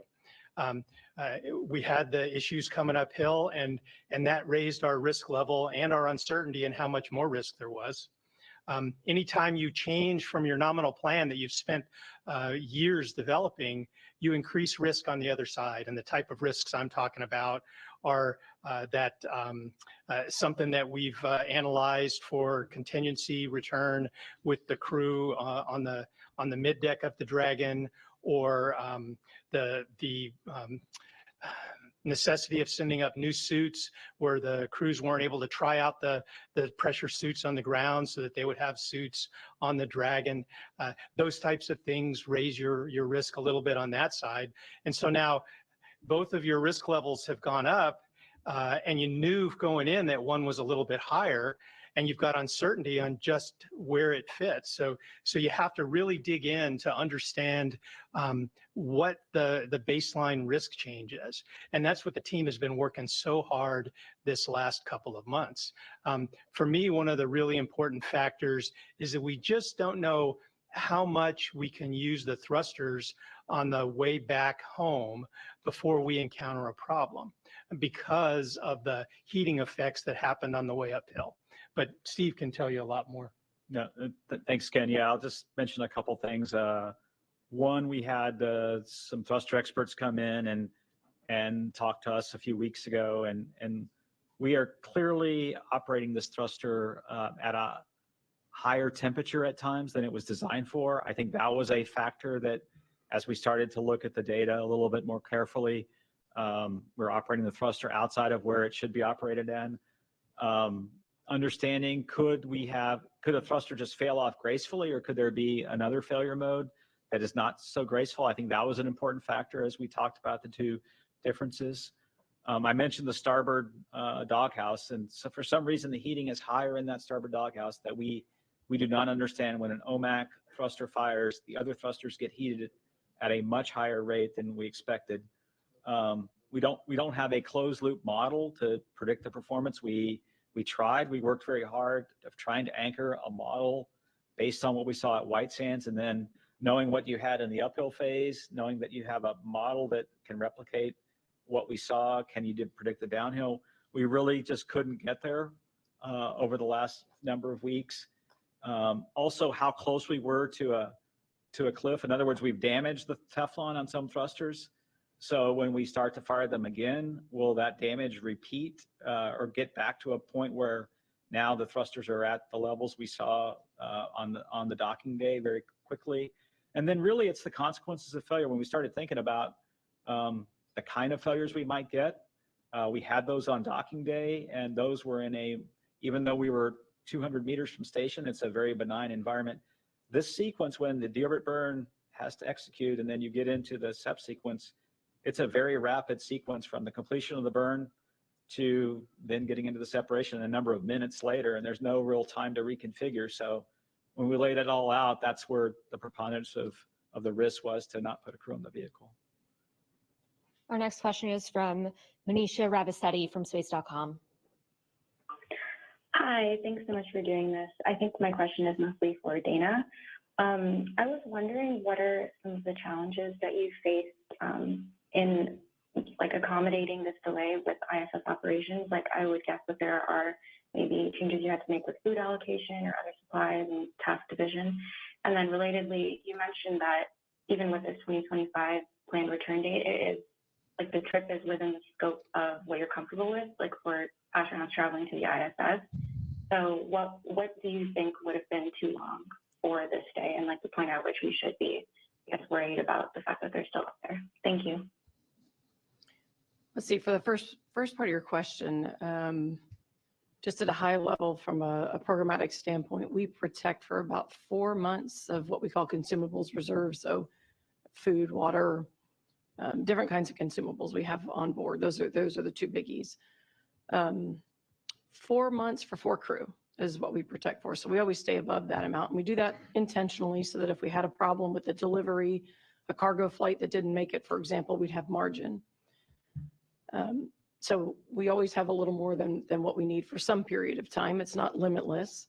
In this particular case, we did have a resupply mission. In fact, just a few weeks ago, the Northrop Grumman 21 flight came up. So we had our eye on that flight. And so once we realized the team was working through issues and we were likely to have Butch and Suni on board, we changed that flight's manifest. So we added more supplies to keep us above that reserve level. We've also got the SpaceX 31 cargo flight coming up around the corner. So we've got extra supplies on that. And so we've been able to modify and adjust our cargo mission supplies to accommodate the extra mouths we're feeding. No one has had to go on a diet or calorie restrictions. So we haven't had any limitations there. In terms of duration on board, you ask an interesting question. One of the things as an agency that's really important for us is to understand the impacts of long duration space flight on the crew. And so far our experience base and that of the cosmonaut experience base is up to about 12 months, give or take. And so we understand very well performance implications and what it looks like for operations and crew health there. So you're asking the question about how long is too long. I don't think we as an agency know the answer to that. We can tell you that we understand what 12 months does. We're interested in that for Moon to Mars. And those are some of our research objectives and what we're trying to learn in the microgravity environment, but no specific concerns with 8 months or even up to a year. And so far, our data suggests that as long as we've got the right mitigations on board, exercise, the crew spends about 2.5 hours a day with cardio and weightlifting. And as long as we can keep them in shape with rigorous routines, et cetera, we've done a pretty good job keeping the crew's health up with long duration stay. Next question is from Tim Fernholtz from Payload Space. Thank you for taking my question this morning. I was just curious if you have any thoughts now on what might have been done to avoid this scenario after OFT2, if more attention should have been paid to redesigning the propulsion system, or if there were decisions that should have been made during the test campaign to avoid the scenario. Thank you. Yeah, I'll take the question. I think if we look back at OFT2 now with this newer lens of what we learned at White Sands, certainly could we have explored OFT2 in a little more detail, either leading to some redesign of the doghouse to get the thermal environment lower or operate the thrusters differently. I think it's easy to do that in hindsight. If we went back and thought about the whole integrated problem a little bit more, could we have done some kind of testing? What I would say is it's very difficult to test the doghouse environment on the ground. You've got thrusters that fire in multiple directions, and it's very hard on the ground to have a test facility, a vacuum chamber that accommodates thruster firings in multiple directions. So, and then get the thermal right in that doghouse and keep the thermal up. So there was no easy way to do that test on the ground. We thought, obviously, we had done enough analysis to show that the thrusters would be within the temperatures that they were qualified for. Clearly, there were some misses back in qualification. We're going to go through that data in more detail post-flight and then figure out what we can do to go fix them. And then we'll also look at our process. I would say we're going to look at the certification process. I know Boeing's looking at their process as well on how they got here. We're doing the same thing on the NASA side. Next question is from Sawyer Rosenstein from NASASpaceflight.com. Hi, thank you so much for taking my question. Earlier you mentioned that there would be a simplified undocking procedure. Can you kind of explain what that means, of what this undocking would be like compared to, say, with crew, and what the contingency would be if there is an issue at some point with that undocking and burn away from the station? Yeah, I can answer the question. So normally we would back away from the space station, essentially go out in front and then above the space station, and then eventually end up below the space station and then on a trajectory that goes beneath it and out in front of the space station. That was our normal plan to undock, heading into the flight, before the flight. Now what we're going to do is execute a small number. The undocking itself with the NASA docking system will be exactly the same. We'll use the same techniques. The software will command undocking. We'll drive a sequence of hooks. They'll open up after we've depressurized that area in between the vehicles, and then we'll undock. And there's some springs that push the vehicle away. What we'll do is we'll go through a a SEP sequence that puts us on, I would say, what's called a posigrade trajectory. And so we'll end up going essentially phasing out behind the space station to a safe distance, and then we'll get away from the space station, execute the deorbit burn. So we've used that kind of SEP sequence in the past in other vehicles. We've tested this SEP sequence. It is already in the software. It's one of the breakout sequences that are already in the software. And so what we'll do is just go command that sequence early and use that to get away more quickly. And so it's pretty simple, pretty elegant. It was a great idea by the Boeing team. Our next question is from David Curley from Full Throttle. Thank you very much. Steve Stitch and Bowersox. I think I heard Stitch say that White Sands testing was kind of the turning point for you. And I thought Bowersox kind of went in a little different direction there. And it seems to me that Boeing and NASA drew different conclusions from those tests. NASA believing that there were potential for losing some of the thrusters. Boeing said at the time that they got pretty close to root cause and were probably within reasonable risk to use them. So did you get to two different conclusions? And was it actually the key factor, the White Sands test, that led to this decision today? And did I hear that you're not ruling out the potential of a 4-person crew for a next Starliner flight? So let me start with the first question. I think Steve was talking about how we process the data. I was talking about being encouraged by the fact that we had new data. Anytime you have new data, it means that you can analyze it and find out that things are proceeding well, and you can converge the team with that new data. What Steve found was maybe a little bit different, and that's why it probably sounded different how we reacted. Yeah, I would say at White Sands, we were excited, and that was really a turning point in that we were able to replicate the loss of thrust. We simulated the uphill profile, in other words, how the thrusters fired from the launch sequence into on orbit all the way to docking. We did 2 of those uphill sequences, and then we did a number of downhills. And so we were encouraged when we saw that we could actually see thrust degradation in those downhill runs. What then was new is once we took the thruster apart and we looked at the valve on the oxidizer side, we saw this swelling on the Teflon seat, which when we talked to the vendor, Aerojet Rocketdyne, they had never seen this before in this particular thruster. And so I think that's where there was a change in the risk posture. Initially, we were somewhat excited by replicating the damage, or the degradation in the thrust. But then when we looked a little more closely, we saw this swelling on the Teflon. And then that gave us a whole new idea of the physics involved in the failure mode. And then that led us to study that failure mode a lot more in the last few weeks. Relative to the 4-person Starliner crew, we haven't really had those discussions yet. We need to get the vehicle back. We need to work through our sequence of events on what changes we'll make, both for the helium leaks and the thrusters, and then we'll make a decision on the next flight. It's a little premature to discuss that. Next question is from David Denault from About Space Today. Good afternoon. I'd like to see if we can get a individual consensus across the panel. We've talked about the voting. What about the risk assessment? Was it a 50-50 possibility of coming back? Was it a 75-25 decision or a 90-10 decision that Starliner would be safe?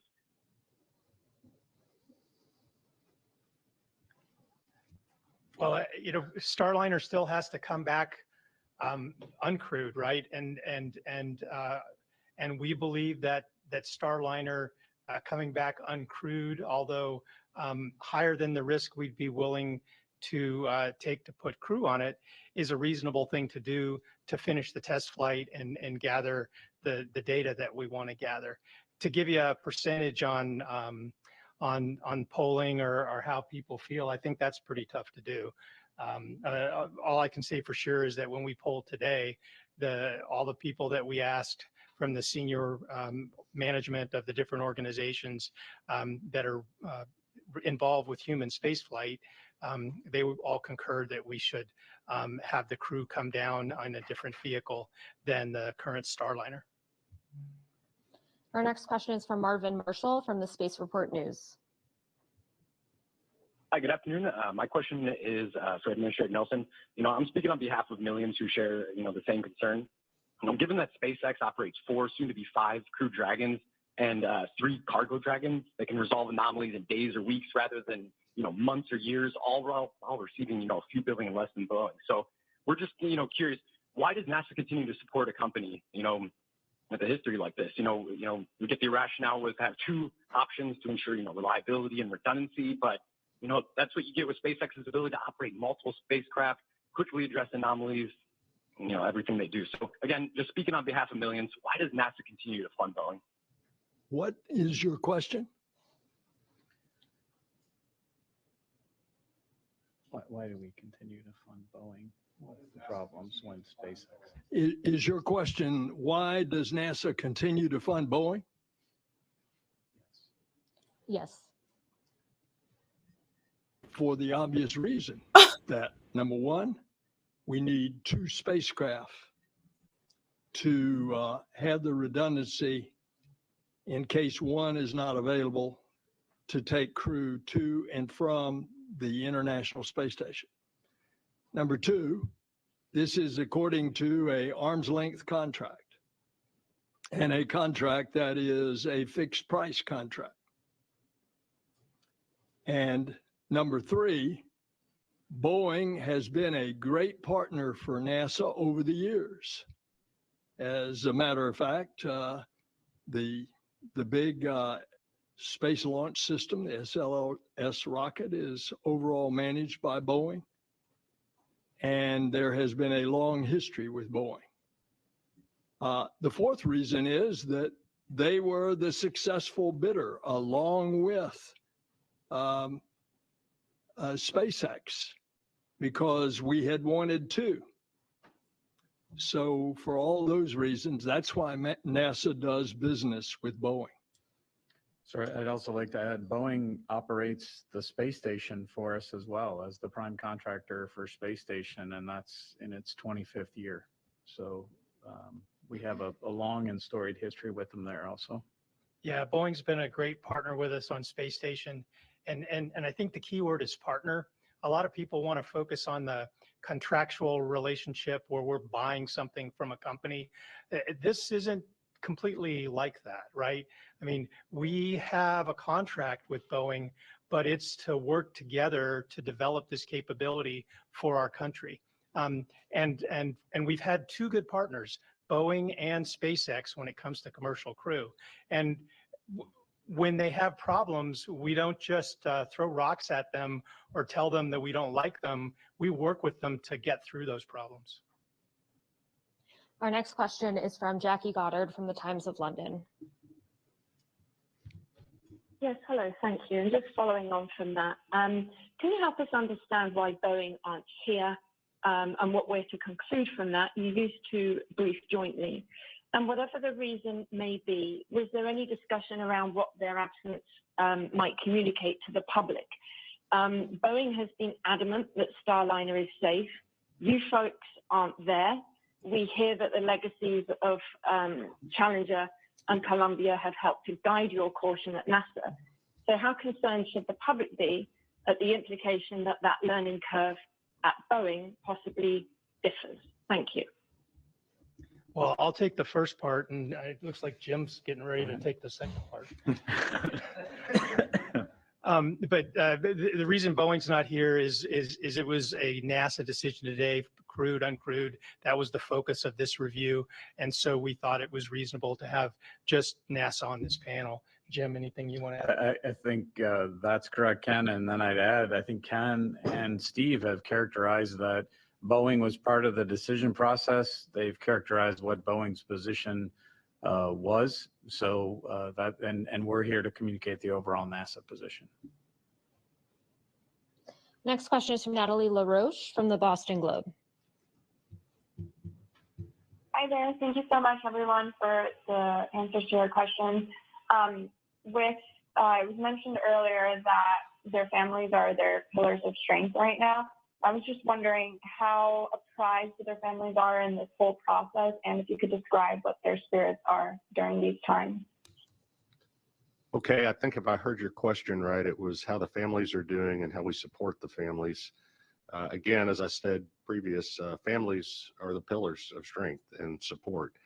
Their families are doing well. Their families understand, just like the crew members when they launch, there's always an opportunity. There's always a possibility that they could be up there much longer than they anticipate. So the families understand that. I'm not saying it's not hard. It is hard. It's difficult.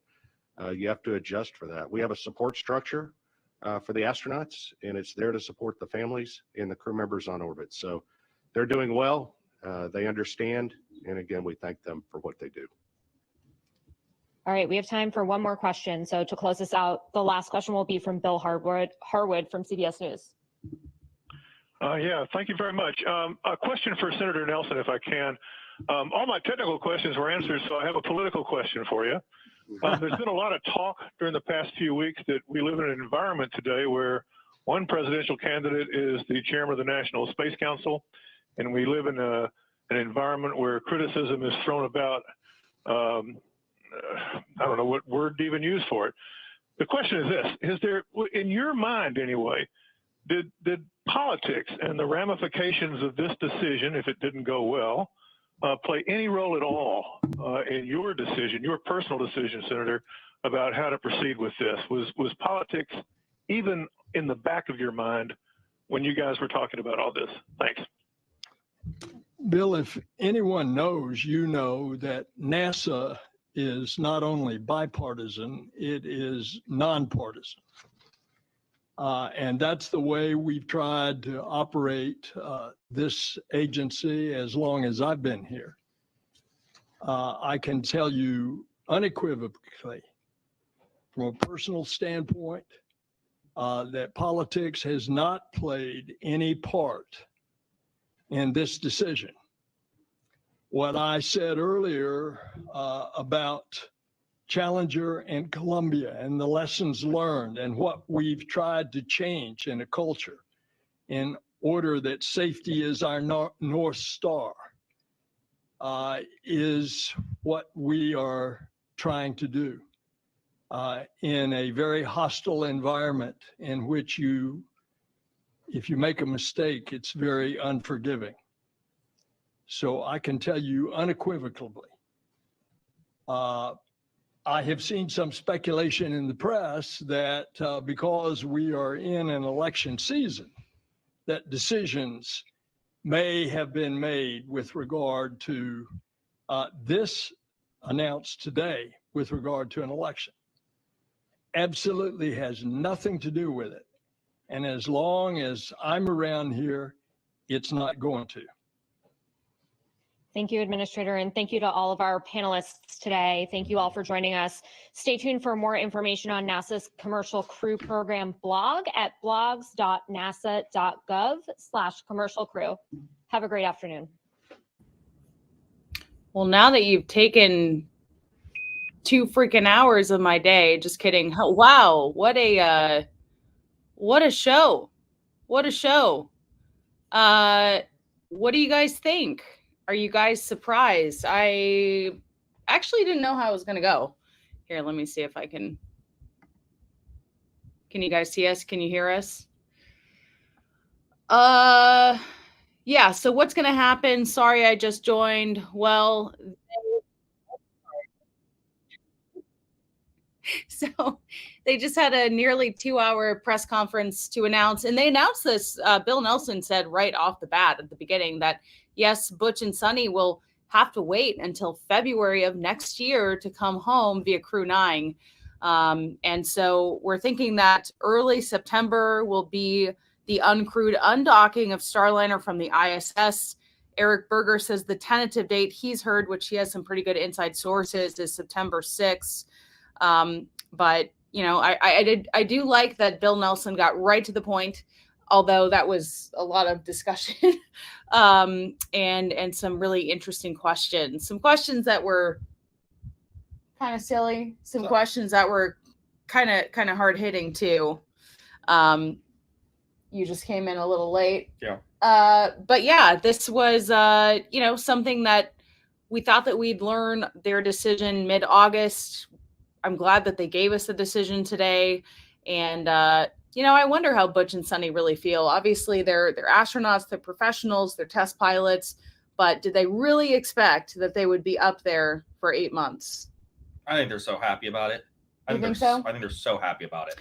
I think they worked their entire lives to become astronauts, and this whole thing has like tripled, quadrupled their lifetime expectancy to be in space. Yeah, I think this idea that, their families are heartbroken. I'm like, I don't know. I mean, yeah, maybe they want them to celebrate the holidays, but I'm sure Butch and Suni, as long as they have all the supplies and can stay healthy up there, because if they only plan for a certain duration, there are considerations. If you worked your entire life to achieve something and then like you were gonna do it, it's like, yeah, I would miss you, but like it'd be a very like, I miss you, but you're doing what you set your life path towards, like, and so it's like, and it's not like the ISS right now is in danger, it's like. So they weren't in any danger until they decide, let's take a Starliner back, which they aren't going to do. Right. Man, I had to sort of keep that muted. I didn't want to talk over the conference because I figured people would be a little bit upset about that. So I need to catch up with some of the super chats because there have been many. Make spaceflight great again. Thank you, Cheddar, for the super chat. Bimmer Geezer, a very generous super chat. Ellie, here is your overtime pay. Keep up the great work. Yeah, I didn't think the conference would go as long today, but we've all been waiting for this decision, so I knew I had no other option essentially. John, thank you for the super chat. NASA, if they wanted to pay discounted price, SpaceX would send up Dragon crew up in 30-40 days with tailored spacesuits to rescue team. Send on pilot up to get them. This will work. So I think one of the things people are missing, or people that are not super, informed about the space industry, Dragon is not like a taxi right now. So the idea that SpaceX can just, send up a Dragon willy-nilly, they have to do this essentially. And that's why they're staying till February, because Crew 9 is going to launch no earlier than September 24th, I believe it was. And they're going to have 2 of those astronauts actually stay grounded, which has got to be a big bummer for them to make room for Butch and Suni. So it's not like an Uber. It is reliable, but we only have a certain number of ports and Dragons to go around. Well, it's also it's pretty clear. I don't think it's conspiracy theory that they want Boeing. They're giving Boeing preferential treatment to do this specifically because they aren't SpaceX. And like, that's reasonable. I mean, at this point, it's absurd with how the advantage or the lead that SpaceX has over every single person.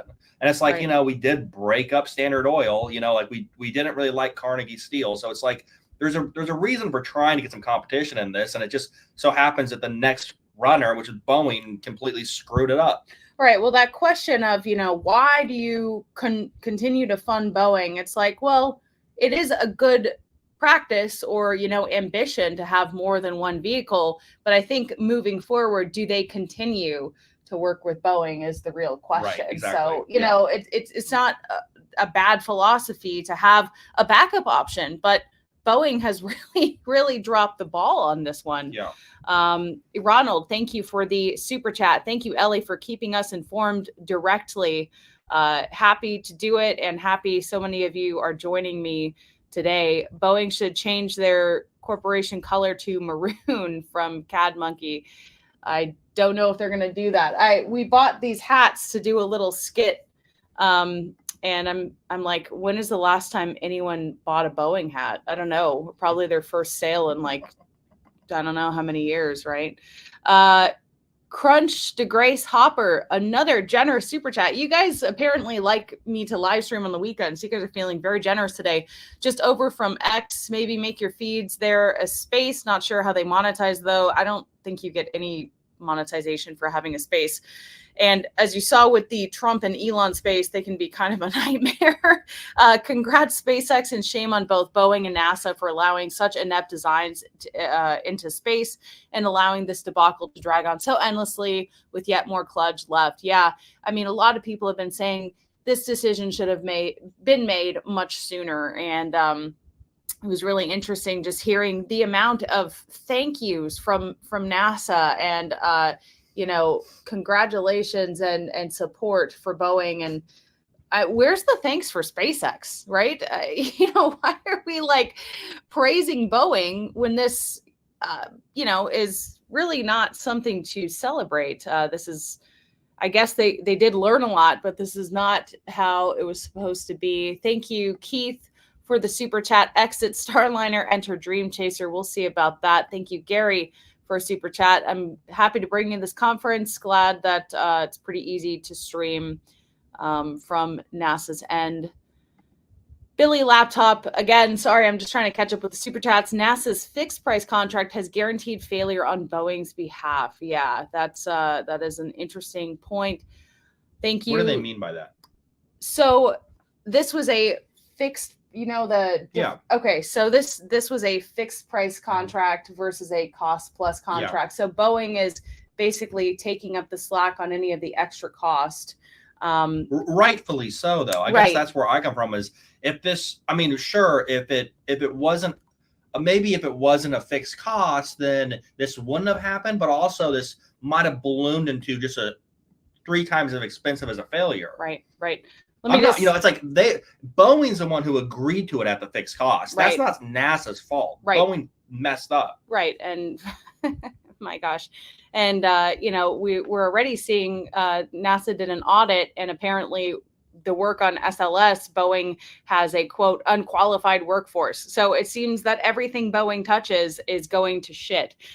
Thank you, Fletch Crow, for your super chat. Love your contribution to the community. Ellie, thank you. Thank you for watching my channel. Nathan, thank you for all your hard work.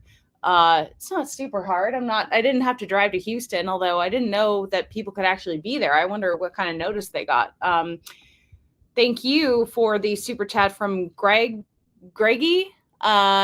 Vielen Dan Ellie Os Dushlen. People support this woman. She's doing a super job. Wow, there's a lot of super chats.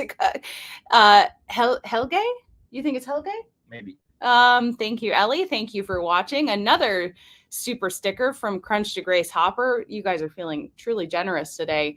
Cheers, GXP. You need a SpaceX hat. Thank you for the super chat. I do have a SpaceX hat downstairs, but we figured we'd wear these for the occasion.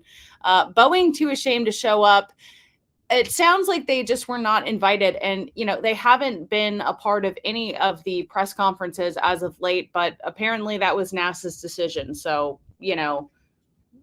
I kind of get that. I mean, I think about like the government's run all through subcontractors and private companies, and I guess they usually aren't in their press conferences, but this is so directly Boeing. I guess I'm in two minds of that. The other thing too is that NASA can't really control what Boeing says, and maybe they're worried about that as a PR risk because they're so PR speak right now at these conferences. Yeah, you didn't hear the whole thing, but some of these answers were just like, word salad and spinning and pivoting. And it was like, okay, well, that was a waste of a question, waste of an answer. I'm surprised they went as long as they did, by the way. Al, thank you for the generous $25 super chat. A going away gift. I guess you had other things to do because it ran really long, to say thank you. I appreciate all of the Alien Space live chats this week and bringing your talent and efforts online. I don't know how talented I am, but I do appreciate that. And I like popping up. One of the things I like to do using StreamYard is showing the comments that you guys have. Some of them are very creative and a little bit spicy. Curtis, thank you for the $5 super chat. I appreciate you watching. And Demez, $20 super chat. Ellie, you rock. Thank you for the coverage. Okay, so now that I've caught up with the super chats, I have 157 unread comments on the other side of the tab here, so 159. Well, what do you think? What do you think about? What's your takeaway from the whole conference? My takeaway is that I was very happy that Bill Nelson got right to the point. I mean, as soon as he was given the floor, essentially, and within the first, minute of the conference, he announced the decision. And I was surprised by that. I thought that there would be more of like a preamble and, we've done all this testing and blah, blah, blah, blah, blah. So I was happy that they got to the point. I think that they are making the right decision. I think that one of the, things that was expressed by Ken and Steve of NASA is that now they're changing the culture so that before with Challenger and Columbia, if someone had dissent or disagreement, they maybe felt they couldn't express it. And so now that's changing. So that's actually, progress. That's great. We'd rather obviously Butch and Suni be alive than have any unnecessary risk. But it is interesting that everyone from within NASA unanimously pulled no, and Boeing, felt confident and was willing to take the risk. I wonder if it were just up to Boeing, if Butch and Suni would say, yeah, we're willing to take the risk too. And if they would have been okay with it. But, I think it's good that they took as many questions as they did. They have been accused of not really being super transparent and not giving as many media briefings as they should have. So, nice that they were able to give us some information, but with that, a lot of it was kind of, like I said, pivoting and tiptoeing around the truth. Wow, there's so many comments. I don't know if I can if I can keep up with all of these. I like this one. Ellie deserves likes. It's free. So yeah, so I guess we kind of had an idea that this would happen thanks to Eric Berger, who has some pretty good internal sources saying he was hearing that this was going to be the decision. And I think that they made the right decision. I think that it'll be interesting to see who stays grounded. Apparently, they will announce that soon. And yeah, I guess, the story's not quite over yet because Starliner still needs to undock. And some of the modifications that need to be made to Starliner, it will be modified for a separation sequence to get away from the space station quicker than planned. So my main question is that hardware or software they're talking about? Well, I think it has to be software. That's what I'd be my 100%. That's what I would think. Yeah. But I mean, that's why I think it's like, that's sort of why I'm interested in it. Because if it's not, then it's a way bigger clusterfuck. Yeah, no, I think it'll be software because it's a sequence, right? And so it's like sort of a computer initiated sequence of undocking. But why they want to undock faster than planned, it's interesting. And they said there's a few items in the cockpit that have to be configured differently because they are not crewed now going home. They didn't really specify too much on that. But, here's the best case for Starliner. Obviously, if they have a safe return, not with crew, but still have a nominal return, 15 months of testing or so, rework and recertification. Maybe they'll have a successful cargo mission uncrewed in 2026. And then, Bill Nelson said, without a shadow of a doubt, he's certain that humans will fly again on Starliner. We'll see if that actually happens. That could happen in late 2026. But remember, the ISS is, scheduled to be terminated sometime around 2030. So that's really not a whole lot of missions to make Starliner make sense. We also learned that one suit apparently is already checked and cleared on board the ISS for Butch and Suni. The other one will have to be sent up with Crew 9. So, yeah. So, I'm going over some of my notes here. I think it was a good conference. I'm glad that we actually got an answer. They needed to make an answer. They really are running out of time because modifications need to be made not only to Starliner, not only to Crew 9, but also to Crew 8 so that they have that as a contingency sort of backup option lifeboat. So there's a lot going on here, and I do plan to make sort of a highlight reel of this, so I'm probably going to hop off here soon. But yeah, what a day. Story continues. I will be, covering the undocking, covering when Butch and Suni finally come home. Kind of as good as it can go in some ways. I mean, seems like the right response is very political speak, but that's always how it is. And then they actually fielded what seems like a ton of questions. Yeah, right. And a lot of questions that were pretty hard hitting and sometimes like borderline just played stupid and gotcha questions. Yeah. Yeah, I thought that moment was pretty funny though, when they're like, why do you continue to fund Boeing? And he's like, what was the question? Yeah. Man, well, thank you to everyone who has watched today. Man, we not only have this, which was, of high interest, we also have Polaris coming up Monday late at night, essentially, or early morning Tuesday, unless it gets moved. That will be pretty crazy, that mission. So I do plan to go live with that, but I will be doing, let's see here. I heard there was a problem with Sunny's eye. Apparently they just did a routine eye test check. So I've heard that was actually not an actual problem. It's just a routine check. So we'll see. I mean, I'm hoping that we're actually going to be able to hear from Butch and Suni soon. We haven't heard from them since, last month. So yeah, 80 days in space now will turn into 8 months. Pretty crazy. Thank you for saying I did great. Sorry, I took a little intermission to eat an apple. I'm hungry. This thing lasted way longer than I thought it would. So thanks everyone for watching. I will make a wrap-up video in case you don't want to watch 2 hours of this. And I hope that you have a great weekend.